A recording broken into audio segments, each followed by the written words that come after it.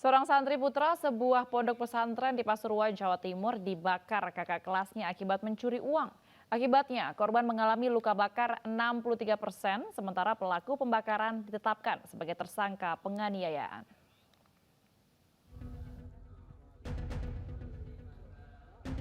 Kekerasan dalam lingkungan pendidikan kembali terjadi. Kali ini menimpa seorang santri putra di sebuah pondok pesantren di Kecamatan Pandaan, Pasuruan, Jawa Timur.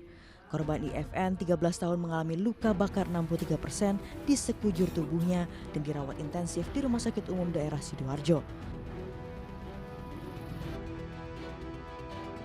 Penganiayaan terjadi pada malam tahun baru setelah korban dipergoki temannya mencuri uang dari dompet milik santri lain. Saat interogasi teman-temannya, korban pun mengakui perbuatannya. Beberapa saat kemudian korban didatangi kakak kelasnya MHM 16 tahun yang emosi karena uangnya hilang. Pelaku lalu melempar botol berisi bensin yang sengaja dibawanya ke arah tembok hingga tumpah mengenai korban.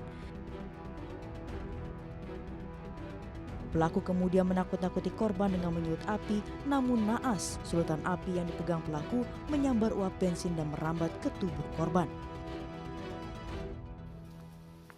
Pengurus pesantren mengatakan jika perbuatan MHM terhadap adik kelasnya tidak ada unsur kesengajaan dan murni kecelakaan. Pihaknya juga menyampaikan keluarga pelaku akan membiayai pengobatan korban.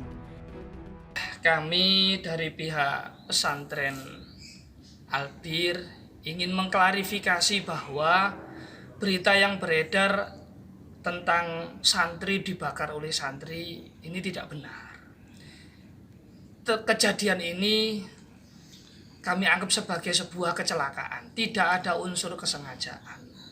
Tidak ada seorang pun dari santri yang punya niat seperti itu. Sementara itu, aparat Polres Pasuruan yang menangani kasus ini meminta keterangan sejumlah saksi dan menurunkan tim Inafis ke lokasi kejadian. MHM juga sudah ditetapkan sebagai tersangka penganiayaan oleh penyidik dengan salah satu alat bukti berupa botol kemasan. Kotak putih api benda terselip akhirnya terbakar. Berarti itu nggak dilempar? Enggak.